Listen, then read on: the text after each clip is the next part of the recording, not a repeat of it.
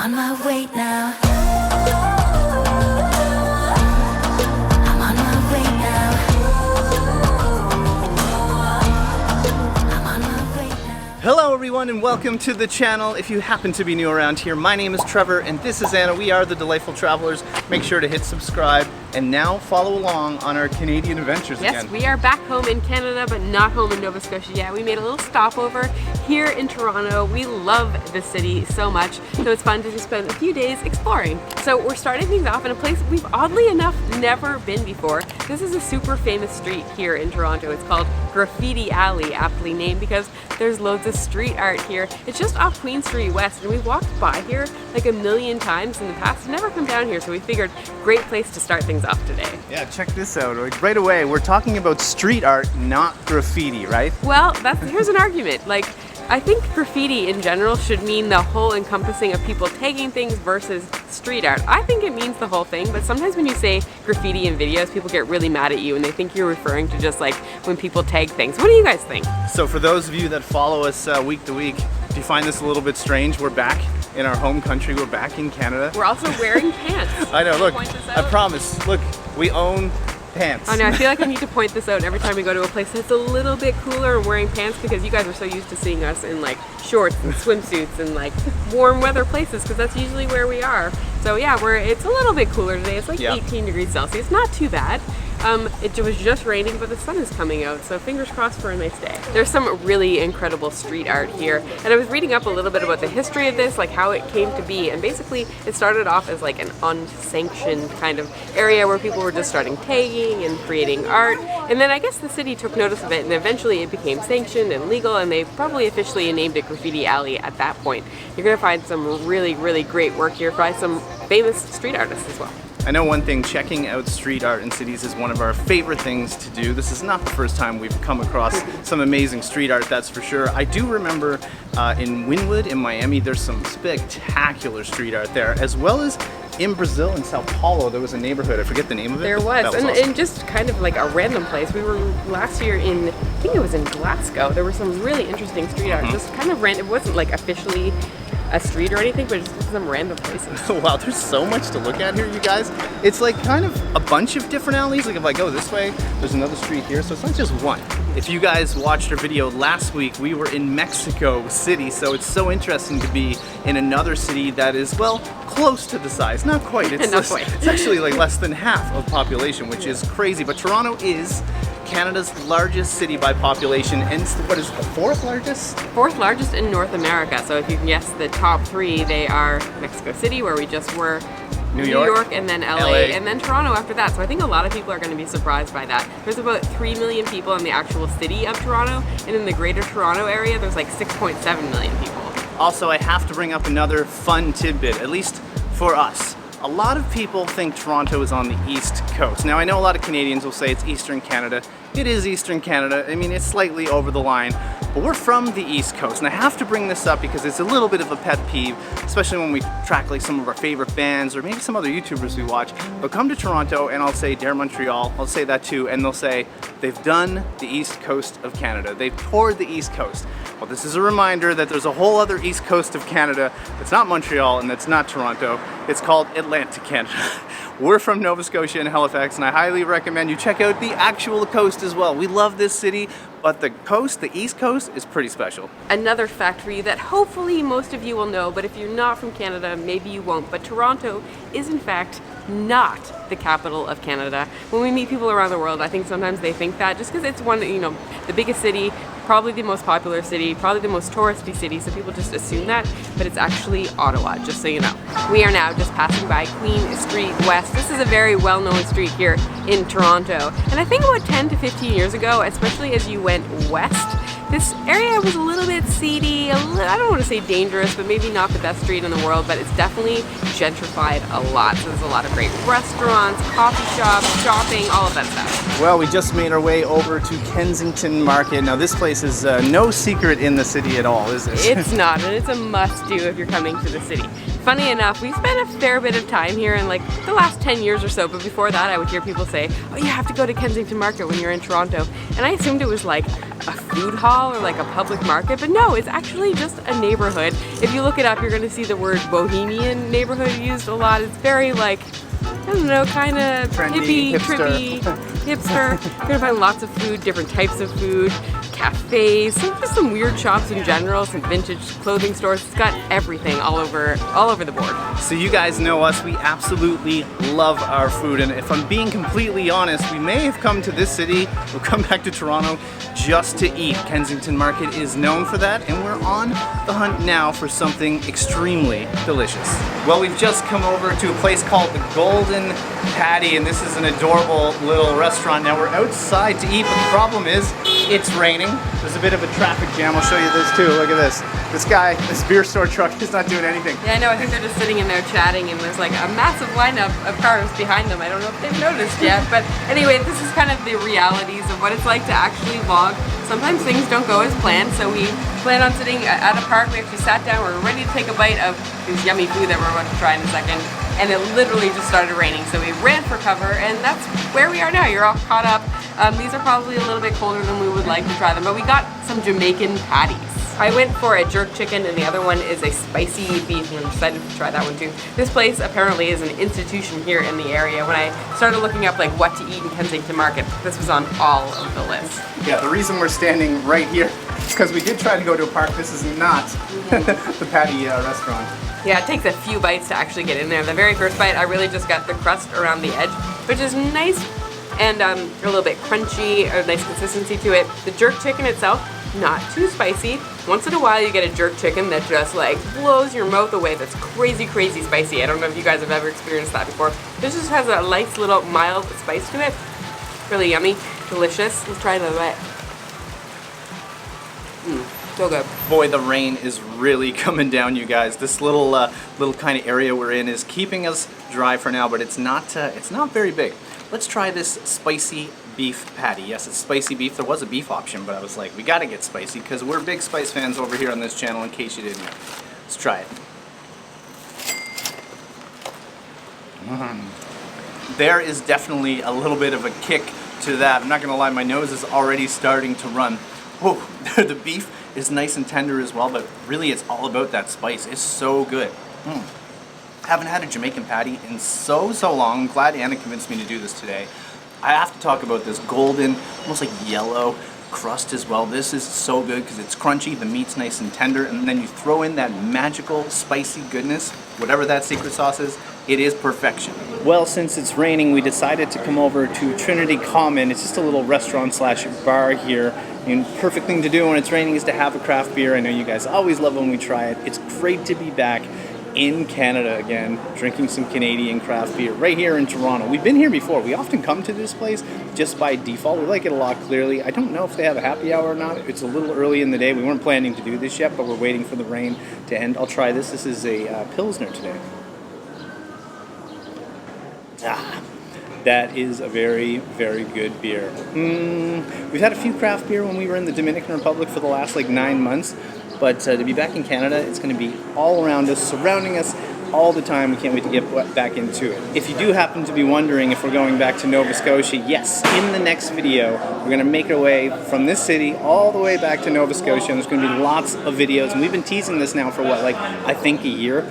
There are some big announcements coming up on the channel. You don't want to miss the next few videos. I guarantee you're going to be a bit surprised.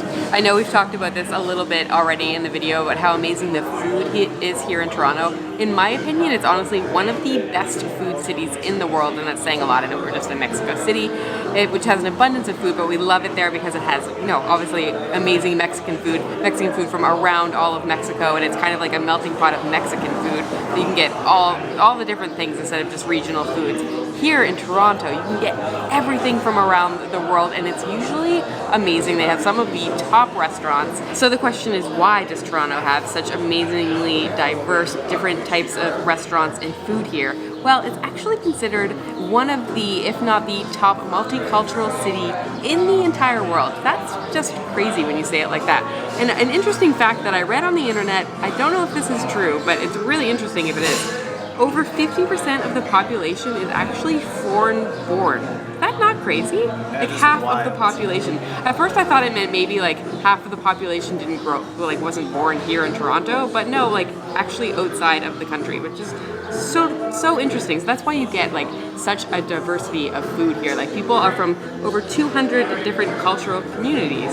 I was just saying, like when I was a kid, people would come to Toronto for like Blue Jays games and concerts, and I know they still do. Same. But now people really do come for the food and Yeah, stuff. I know. There's such amazing. There are actually, you guys are probably, some of you guys, especially from Canada, are probably leaving us messages saying like, oh, you should have gone to this restaurant and this place. There's so many great restaurants here, but a lot of them you have to book like literally weeks in advance, sometimes months in advance.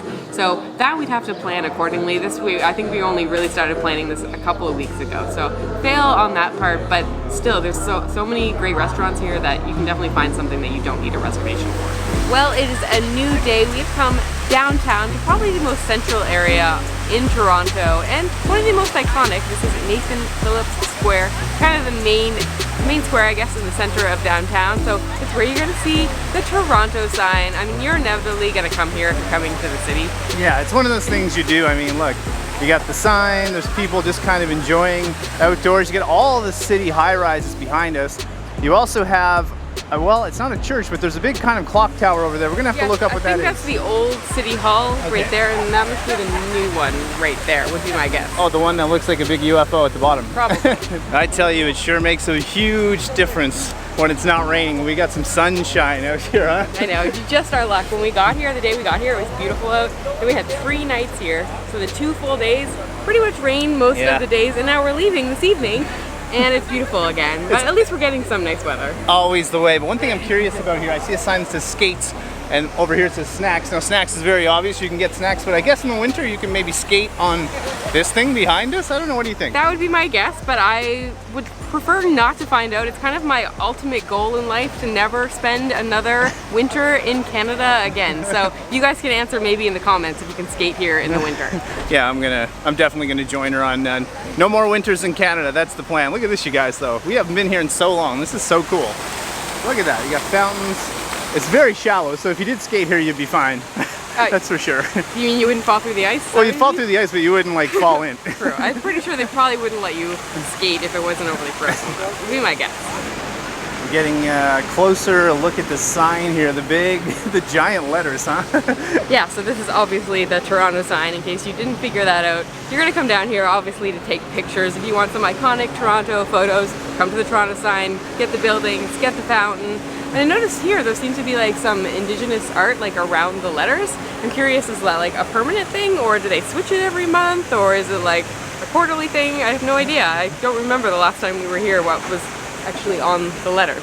This is one of those places where you just come down quickly. I mean, you're really just here for the iconic sign and the photo of the fountain. Maybe you get them all in one. There's a little walkway kind of over here. You can go up and get the best photo, but it's not the place you're gonna hang out for a long time unless you got some lunch. We don't got some lunch, so we're gonna move on to the next spot now. Well, let us welcome you to the Distillery District. This is easily one of the oldest areas in Toronto. It's absolutely beautiful. So many people are outside, and no wonder, look at the buildings in this place. What a day we have in Toronto here with the weather. Yeah, I love this area. As you walk along, you're walking along cobblestone, so be prepared with proper shoes for that, but it's just such a great area, especially in a city that feels pretty big and modern with massive like buildings in the center. You come over here and you kind of feel like you're in a different city. You do, and look at these old buildings here. So you got this kind of like walkway, it's green against the old brick buildings. It kind of reminds me of Halifax a little bit. It does. So if you've already talked about this, but we are from Nova Scotia. We live in Halifax at the moment anyway,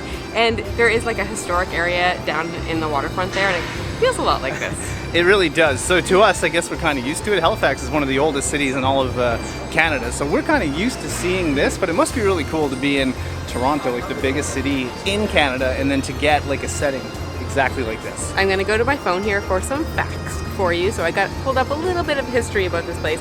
It originated as a whiskey distillery. It was called Gotterham and Worts, and I think you can still see some of those signs around here. We'll probably pass some as we walk around. It was founded in 1832. I found 2 different facts. One was that it was, at the time, the largest distillery in the world, but Not too sure if that's correct, but it was definitely one of the larger in Canada, at least. It was actually designated as a National Historic Site in Canada. I think that happened in the 1980s. But at that time, I don't believe there was a lot of stuff around here. It was definitely not what it is today.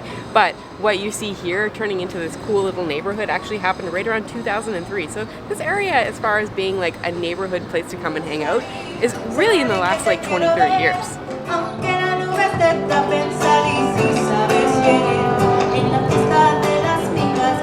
This is the other thing that's really cool about this place. You get these kind of pop-up shops, so you can see some really, really interesting places. So much going on, so many places to shop at. I think they also do like a lot of events here, just in general, right, in the distillery. Yeah, sorry, I couldn't hear what you were just saying because the music is playing, but they do a lot of events here throughout the year. So it's the Christmas market, like the Toronto official Christmas market happens here, this is a perfect place for it.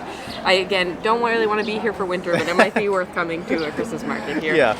But they also have like events throughout the summer. I think now there's some sort of like Louisiana, New Orleans thing happening. You guys probably saw some footage. There's definitely an event happening today. We don't have the details to what it is, but that's okay. We don't need them. It's just fun to be here on a beautiful day, just kind of walking around. Maybe you can do some shopping at the pop-up shops. Yeah. Lots to do here. Well, from one market to the next, now we are at the St. Lawrence Market, and the amount of food in here is out of this world. It smells so good. Also, the architecture. Look at this place. You guys, we got a special little sandwich we're gonna try today. This is why we came here. You're gonna wanna see what's wrapped up in this little piece of paper. So this is a pea meal bacon sandwich. This is one of the must-eat things when you come to Toronto. We've actually never tried this before. I don't even know if I'd really heard of it before.